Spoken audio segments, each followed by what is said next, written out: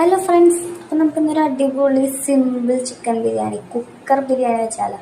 സിമ്പിളാണ്. ഫസ്റ്റ് തന്നെ കുറച്ച് സവാളങ്ങളെ നമുക്ക് വറുത്ത് കോരി മാറ്റി വെക്കാം.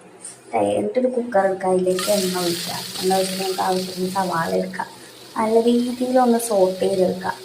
അതൊന്ന് വാടി വരുമ്പോഴേക്കും നമ്മൾ അരച്ച് വെച്ച ഇഞ്ചി വെളുത്തുള്ളി പച്ചമുളക് പേസ്റ്റ് ഇടാം. നല്ല രീതിയിൽ ആ വെളുത്തുള്ളി ഇഞ്ചിയുടെ ആ കുത്ത് മണം ഒന്ന് മാറുന്ന വരെ ഒന്ന് വഴറ്റി കഴിയുമ്പോഴേക്കും അതിലേക്ക് നമുക്ക് ആവശ്യത്തിന് ഉപ്പിടാം. ഒന്ന് വഴറ്റിക്കിട്ടണ്ടേ.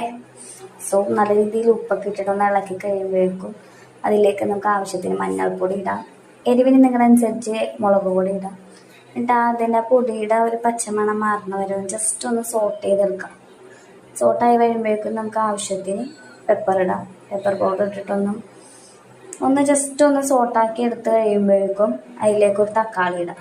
തക്കാളി നല്ല രീതിയിൽ വേവണ വരെ ജസ്റ്റ് ഒന്ന് ഇളക്കി കഴിയുമ്പോഴേക്കും അതിങ്ങനെ വെന്ത് വരുമ്പോഴേക്കും നമ്മൾ നേരത്തെ ബേസിക് മസാലയിൽ പുരട്ടി വെച്ച ചിക്കൻ നമ്മൾ സിമ്പിളാണ്. മുളക് പൊടി മഞ്ഞൾപ്പൊടി ഉപ്പ് ഇതൊക്കെ ഇട്ട് നല്ല രീതിയിൽ പുരട്ടി വെച്ചേക്കണം ചിക്കൻ ഇട്ടിട്ട് ഇടാം.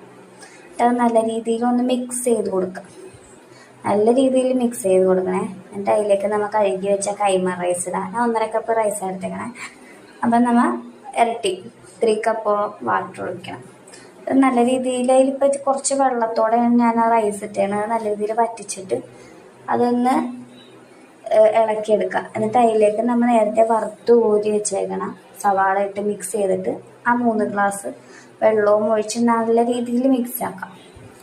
എന്നിട്ട് നമ്മൾ ഉപ്പ് നോക്കണം കേട്ടോ.